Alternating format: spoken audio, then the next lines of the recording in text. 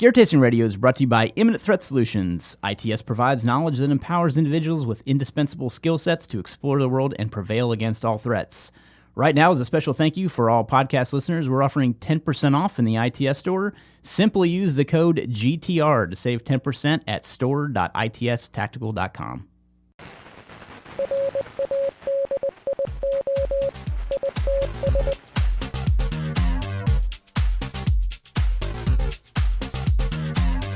Welcome to Gear Tasting Radio, where we offer an in-depth look into the usage and philosophy behind the equipment in our lives. I am Brian Black, joined as always by Rob Henderson. Hello. Today we are going to be talking about assault packs, which is a little bit of a misnomer, so I want to kind of clarify that up front. We chose that terminology to describe this episode as a way to say this is what we're going to be talking about. And that's an assault pack is a common term that's thrown around in the, I guess you could say, tactical military type community. So it's really just a lightweight pack that you can move easily with, in my opinion. We went through a whole episode on assault packs and the misnomers behind that with Jason from GoRuck. So we will kind of put that in the episode intel so you can check out that episode if you have not listened to it yet. It's a great episode on packs. However, we're deviating a little bit from that topic today to talk more about what we keep in packs, because we already talked about chest rigs, and that's kind of a line 2 item. This Slowly would be kind of on the lines. Yeah, so this would be a line 3 item, and that's how we want to talk through this today. So it's not really a climbing backpack. It's not a backpack you're hiking with. It's not something you're going camping with. This is kind of a short term. I got to grab it and that's kind of the deal. Short term, grab and go backpack. Yeah. And I say that with the caveat that it's not a bug out bag or something like that. Yeah, so no, I think of it isn't more really like the same classification. For me, like especially thinking about the lines, is like line 1, I'm gonna have it no matter what because it's what I'm wearing. And then line 2 is like I need this to, whether you're running a rifle or whatever. And for me, line 3 is like it would be very nice to have this. Yeah, and that's kind of the gist of it, is that if you had to move quickly, you would probably drop your pack and run. The heaviest thing. So really the way to look at the line system, which we've been kind of talking about, is that your goal is to be able to survive with what's in your pockets and what's on your belt in a line 1 situation if you had to jettison your chest rig and your backpack. If you had to just remove your backpack to move, you would be able to do the same with the contents of your line 2, and then so on and so forth. Line 3 is more stuff that you can live without if you had to. It's kind of the first thing to go. So it's not, you wouldn't want to put things, let's talk about maybe some stuff you don't want to put in there. So really like your survival kit wouldn't go in there, survival because kit should be in like a pocket or something. Correct. Yeah. So that's kind of the gist of what we're talking about. It's not really things that you would have in there that you would need to survive or thrive on. Yeah. So that's kind of the goal with that. So I wanted to just talk through, I guess, what I keep in mind. We can talk about what you keep in yours and that type of thing. So I guess primary to me of what I would keep in a line 3 is water. Yeah. And I'll start with that because it kind of fluctuates between my line 2 and 3. So I would still want my line 2 to have water, because water is very important for hydration. However, line 3 would be more of kind of like a long-term storage for water, I guess. And it's tough because I don't know that I would fill up a water bladder in each pack, or whether I would keep water in each pack. Yeah. However, I really kind of lean more towards keeping my water in line 2, and then I would keep like a water filter in my line 3. Yeah, so you could always at least get it. Right. So there'd be something to replenish that water source in my line 3. However, it's kind of difficult. It always depends on the situation. One of the favorite things is, I think John Hurst recommended it in his article that he had done of his combat tracker loadout, was to carry like a bottle on your second line, and then a hydration bladder or something in your pack. And his recommendation is to draw water from the pack first, like through your hose. That way, if you did have to ditch at least the water you have on your Is line full. is full. And I always thought every That's a time we good do point. something, I'm like, oh, that's a great point. Plus, I get to suck water out of my pack and make it lighter because the very water true. weighs a ton. Yes, water does weigh a lot. Especially you get those 100-ounce bladders and fill them up. That's If I quite a remember bit. correctly, it's something in the neighborhood of like 6 or 7 pounds per gallon. No, per 100 ounces. Well, I mean, Jeez, that would I make can't sense. remember. It's heavy. Yeah, it is heavy, and it adds up for sure. Yeah. And that's always kind of a consideration when you're packing stuff out is, taking the weight before water and after water. And How thirsty do I want to be? right. And then, so another thing that goes into that, and it does primarily live in my line 3, would be any kind of additional clothing. So Yeah. if I had a rain jacket or, some kind of snivel gear. So, if it is a sleeping bag, if it's a poncho, if it's a tarp, if it's to be worn in addition to what I already have on, it's probably going to be in that line 3. Yeah. And it's going to be in a waterproof stuff sack so I can make sure that if it rains, I'm not going to lose that. Yeah. So, and then think about it too in terms of order of packing. If you had to get into that bag, what do you really need to get in a hurry? And to me, you're more than likely going to need to get rain gear in a hurry. And that's probably the first thing that I would make sure is on top of my gear within a waterproof bag. I know it's rain gear and it can get wet and that's the but point. still. However, Yeah. it would still go into my stuff sack. Yeah. So you definitely don't want the inside of your rain gear getting wet. So, Right. Well, and you don't want it at the very bottom. So that Right. you have to take all your stuff out in Correct. the rain, and Correct. then you've just negated your rain gear. Yeah. Or, maybe it's maybe your go-to is a pack cover. Maybe the pack cover's first and you're kind of covering your pack while you put on your rain gear, whatever your situation is and however you want to roll with that. What's your pack cover thoughts? I don't like them. I just keep a don't run 'em. contractor bag. Yeah. And if, like, worst case scenario, you just throw it all in the contractor bag. Yeah, and that's a good plan too, because the contractor bag can kind of do double duty. You can not only use that kind of as a waterproof stuff sack, but you can then put it over your pack if you need it, or cut it into a poncho or something. I guess if you had to. Trash poncho. Yeah. Yeah, it Which works. hey, you can do it. Yeah. So Yeah, absolutely. that's a consideration as well, and that's one reason you might want to look into contractor bags rather than what's the other thing, like a garbage disposal bag. Have you seen those? I have. Or no, sorry, trash compactor bags. Like a Yeah, and that's what I've carried too. They're a little bit smaller than a Yeah. contractor bag, but the trash compactor bags are just as thick in mil, I guess. oh, that's good, but they're So, smaller. That's yeah. nice because those contractor bags are huge. Basically. And they're white usually, whereas contractor bags are typically black. So if that matters to you. yeah, That's kind of the deal with that. And then, so really waterproofing is what you want to focus on in that line 3, and anything that needs to be kind of waterproof, just make sure you've got something for it. Yeah. It doesn't mean that everything has to be in that stuff sack. It's actually better if it's not all in one bag, because that really doesn't make sense. well, yeah, and especially if one of your bags got compromised and then now Yeah. all your stuff's wet. Yeah. I'm just thinking more in terms of accessibility. Oh, true. So You're not I having mean, to dig through yeah, a bunch so of crap. like let's say I wanted to, I'm trying to think of something else that is in my bag that could be technically need to be waterproof, but I don't know, maybe electronics. Maybe Yeah. I've got something that's electronic, but I don't necessarily want to dig down to the bottom of I don't want to have to open my waterproof stuff sack to Right. get to that item. I'd put it in like a lock sack bag or something Oh, that's a good point. to help keep it waterproof. Yeah. So that's a consideration as well. Typically on a backpack that I would wear on something like this, I always have a tourniquet on the backpack strap. Yeah, that's a good So call. right now I've got a Softy wide that is just Riggers rubber banded on. I need to actually put one of our tourniquet pouches on there Yeah. rather than the Riggers rubber banded. Yeah, I try to mount tourniquet. med kits to the exterior of the pack if I can. Yep, That that's a way, great plan, because too. I mean, I don't want to have to be digging for a med kit. Yeah, and that's a good consideration too. If you're carrying some kind of pocket trauma kit, maybe a larger medical kit could go into this too. So maybe that's where you put your first aid kit, since that's not necessarily, you don't necessarily need that as quickly Yeah, if you get as a a trauma splinter, kit. Yeah. it's not like you can life-threatening. stop and take Yeah. your pack off. Yeah, Exactly. right. Yeah, so socks are a big thing. Changing socks when you're moving is a huge consideration. We've talked about that a lot on taking care of your feet and footwear and things like that. So I've always at least got one pair, if not two pairs of wool socks in there. Typically, I've got some kind of warmies in there. Yep.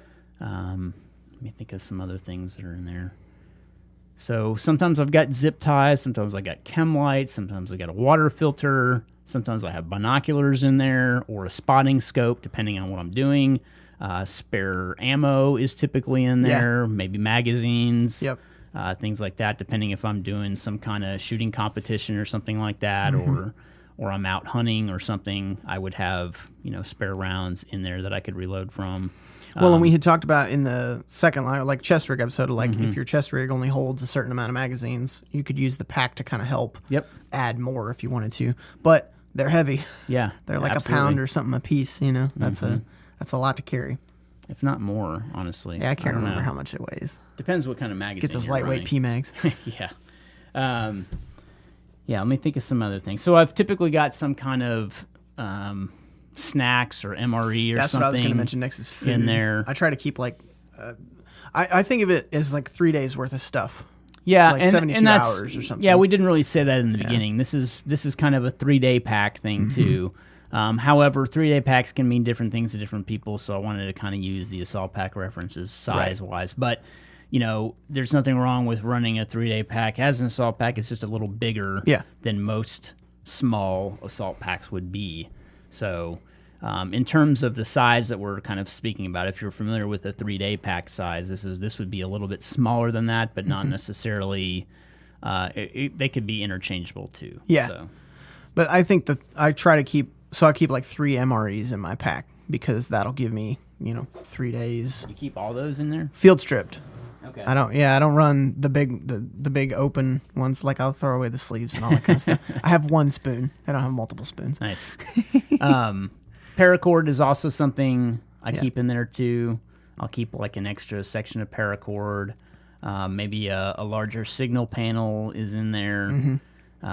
Possibly an axe or a machete or something like that, depending on what kind of environment I'm traversing through. Those hedge clippers are really good too for that. Yep, those are good as well. I try to keep a DOP kit in mine. Yep. Usually just like I'm not quite as lightweight as your toothpaste dots, but the little travel. Well, I'm not doing those anymore. Yeah. Like the little travel toothpaste stuff like that. I went too down the rabbit hole with that lightweight backpacking stuff, and I mean, I think it was probably like the 5th time that I brushed my teeth with those toothpaste dots. I was like, this is dumb. Why? I'm not doing this anymore. I will carry the 1/10 of an ounce it takes to have a little bit of toothpaste. For my dignity. Yeah. I mean, honestly, even one of those little pill bags with toothpaste squeezed in there and you just cut off a little corner and squeeze it out, it's perfect. Yeah. So, yeah. And it's still lightweight and you don't have to freaking dehydrate your toothpaste. Yeah. But I've also I'm keeping bug spray and sunscreen in there too. Yep. Because I get sunburn real easily and it's not fun, especially if you have to be out for a couple days. Yeah, typically if I have room, I might put sunscreen in my second line. It just depends. Yeah. Because more than likely, I've had situations where I've just left my backpack and I'm like, oh, there's nothing I need in there, and then I'll be out in the sun all day and I'm like, damn, I should have brought sunscreen. So yeah, I typically have some kind of small travel size sunscreen that I can put in there. That Kinesis makes a very small. Yeah, it's like 2 ounces or 1 ounce. The little spray bottles. Those are great. It's perfect to throw in a chest rig or even a cargo pocket. It's perfect. Yep. And it's pretty much all you need for multiple days. Yeah. You don't need a big bottle of sunscreen. Bug spray is a great consideration as well. I always have it, but I almost never put it on. It's just kind of, I don't know. I don't like wearing shorts when I'm outdoors, traipsing through bushes and stuff like that. It's just... It gets weird. Yeah. I mean, even it could be 110 degrees outside and I'm wearing pants. It's just deal with sweaty calves. Yeah. And I mean, maybe if I'm sitting around a camp or something, I might change into shorts and that's when I put on bug spray, but... That's why you need those zip-offs. Yeah. Speaking of zip-offs, that's kind of the 3-day pack I'm running too. It's got kind of a zip-off bug-out bag, if you will. So, in military terminology, that kind of bug-out bag is used differently than it would be in kind of the prepper community. So it's more like, hey, I have this huge bag and I have a lot of weight in here and I don't need everything that's in here if I had to bug out. I'm just going to take a small amount of stuff. So, typically in a, 7,000 cubic inch pack, there'd be a smaller bag inside that you could grab and pull out of there that you could put on. So that's kind of where the assault pack thing comes from too. So maybe, if you're required to carry a ton of gear, or if you're outdoors for a long extended period of time, you could incorporate that to have a smaller, lightweight bag with the essentials from your pack in there that you could grab and put on if you had to move quickly. So that's kind of a way to describe what we're talking about too. So even though your third line could be the huge pack, you might have that smaller bag in there with the essentials or the mission critical stuff that you could grab in a flash and put on and be able to move quicker. Well, and like on that LBT bag, like you mentioned, the whole front zips off, so you don't have to have like a separate dry bag or something. Right. The only problem I had with those is that I ended up front loading so much stuff in my front pocket of like, well, no, I'm going to need this. No, I'm going to need this. So I had like a huge stuff front pocket and nothing in the back. Like, well, what if I get hungry? Yeah. Yeah. Yeah, that's, I kind of have that too, I guess. It's not like super heavy, but I do have some stuff. And the pack that I'm talking about, I can do the whole stuff. I want to say 1476A-2 or V2. That was close, man. I can't believe you even remembered that. I had to look at the label. I didn't remember that. Studied in on LBT's numbering. It's interesting the way they do their gear like that. Yeah. I mean, I understand it. You have so many different pieces that you make. You got to have some way of tracking it all. Yeah.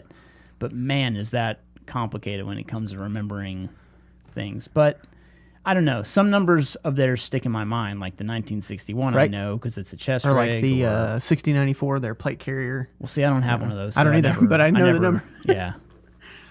Yeah, it's kind of strange. Anyway, so they make good stuff. Another thing that I was going to mention that I keep in there is I know we said don't keep your survival kit in there, but I do keep a survival kit. But like it's a more larger one. Yes, Okay. and more like it also has sear tools in it and stuff like that. So it's kind of like redundancy just in case something were to happen. Plus, I always like those Tinder Quick tabs. I really like those, but I always hate burning one because I feel like I'm wasting it. So I just have a ton in this other kit. So they're lightweight. It's a great thing to do. Just keep burning those. That's cool. Yeah. Yeah, and sometimes let me think. Yeah, sometimes I'll have fire starting stuff in there too. So I'll take like fat wood, I'll bundle it up and put it in a bag because it kind of gets messy if you don't put it into something. As it splinters and stuff. Yeah. So that's a great source of fuel for starting fires. Those fat wood sticks are perfect for that. So that's something I've carried before in the bag. Well, and I have terrible fire starting paranoia. So I'll have 2 lighters and a thing of matches plus a sparker. Like there's no way I'm not going to be able to get a fire started. I'm with you on that. There's I have multiple levels of redundancy with that. So my survival kit that I carry has probably got at least 3 or 4 methods of starting fire in it. Yeah. And then there's always something I have on me, like a fire knife or something like that. Yeah, and then I've typically got a lighter in my pocket as well. So it's kind of, yeah. And I never have a problem with the lighter. When I first go to use it, I'm like, okay, it's going great. Unlike but there's just amazing method of fire starting that I witnessed at Mammoth that year. That I told you about that, right? The jet boil leaves. Yes. Literally, dude was putting a jet boil into a pile of leaves. I'm like, oh, man. But it worked. No, it didn't. Oh, not at all? And it did not. Oh. I mean, leaves are a horrible fire starter. For anyone out there that uses leaves as Don't do that. tinder or fuel or anything, it's just, yeah. All the smoke is how you know you're doing it right. No. They smoke really well. Oh, yeah. But they like do not. Billows of smoke. They do not. They're not a good source for fire starting, contrary to popular belief. Yeah. Yeah. You'd be better taking bark off a tree and, kind of softening it by rolling it around. Yeah. So one of the things I noticed is you have the slick front pack, which I think is great. And I talked about mounting the med kit on the outside, but also I see a lot of people will mount various pouches and stuff to their packs, and it's Looks like a gypsy camp. Well, and it's Snag City Yeah. when you start getting into trees and stuff. Yeah. So don't do that. I don't really knock people for doing that. No, it's fine, but I don't. Yeah. I mean, I don't run anything on the outside of my pack. I've just let seen alone it a tourniquet. snag in Yeah. person whenever there's just tons of pouches and stuff. And the other thing is I find that when you put weight on the outside of the pack, it pulls it further away from your back. Mm-hmm. And like you want it to sit as close as you can and high up. And so like I try to put my heavy stuff up toward the front, or I guess the back of the pack, depending on how you're looking at it. So those pouches I think can... I think all backpacks should have a radio pocket, in my opinion, even if you Oh, don't that would be use it. great. Yeah. Because, I mean, honestly, that's the way I think about packs, too, is that you really need the weight up high. Mm-hmm. You want the weight to still sit on your hips in the correct place. However, the heavy stuff that's in your pack, you don't want down there Yeah.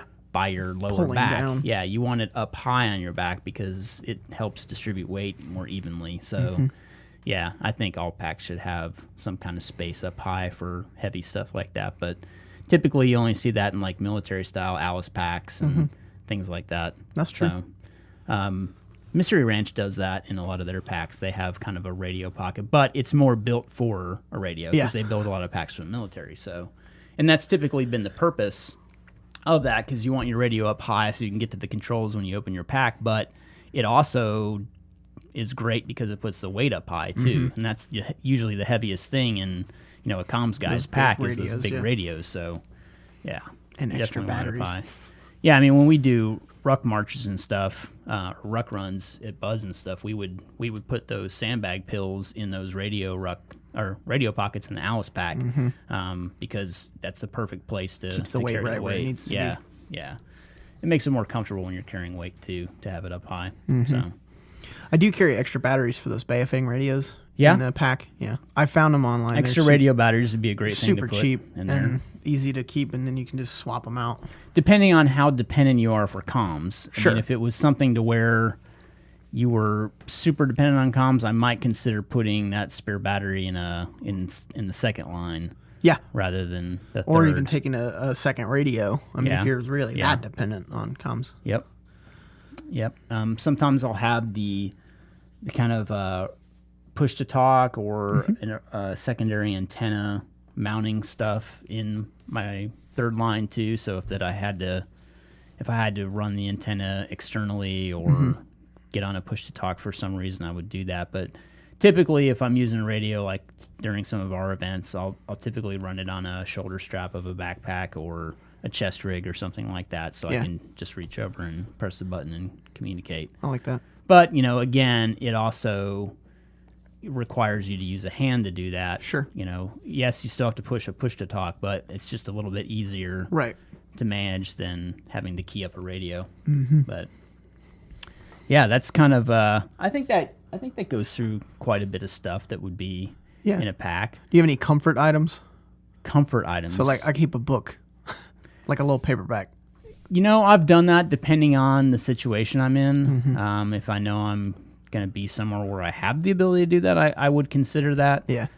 I'd say snacks are more of my comfort item. I like to make sure that I have stuff to eat. Yeah. Because I get hangry all the time. Yeah. So, like, You want the good stuff. I need something. Yeah. And typically, after a few hours, I need to put something in my stomach, or I start getting mad about the world. Yeah, and want all some cranky. food. Like, what the hell's the matter with it? I just need some food. Grab a Snickers. Yeah, exactly. Those Snickers commercials are me to a T, dude. Yeah, seriously. I don't eat Snickers, Yeah. but want to. But if I did, they'd be perfect. Really, I think if I had to pick something that I would always have, it would be some kind of nuts, like trail I was gonna mix say trail or mix stuff, pistachios. I really like those wonderful pistachios that are already deshelled. Oh, that's the I best. mean, those are like crack. Yeah, those are like crack. I eat those all the Camping time. crack. Yep. They're perfect too, because it kind of gives you an energy boost. They've got protein in them, and Yep. yeah, And you don't have to shell them. exactly. Super quick on the go snack.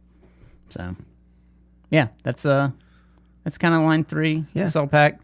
Again, maybe not assault pack, but Whatever you're doing. smallish pack that you would be wearing on your back. So Thanks for listening to Gear Tasting Radio. Remember, if you have questions, use the # Gear Tasting on any social media network, and we will find your questions and get them answered here on the show. Be sure to subscribe on Apple Podcasts if you're listening to us on iTunes, so you can be the first to know when we release a new episode each Tuesday. Also, while you're there, if you would leave us a rating and review, we would very much appreciate it. 5 stars will make sure that we get our podcast into more listeners' ears. So Apple will disperse our podcast amongst the population a little bit easier the more reviews we have and the more highly rated our podcast is. So we would very much appreciate your rating and review. Last but not least, check out our membership. We have a crew leader membership that we offer, and we have plenty of stuff to give you back in return for your membership. We just added a new benefit, actually. So we're now doing pre-releases 24 hours in advance for those members that are paid members on our site. So if you're interested in our products, sometimes they sell out. Sometimes things are in very high demand. So this kind of gives you a pre-release so you can take advantage of those items before it hits the public. So again, thanks for listening, and see you next week.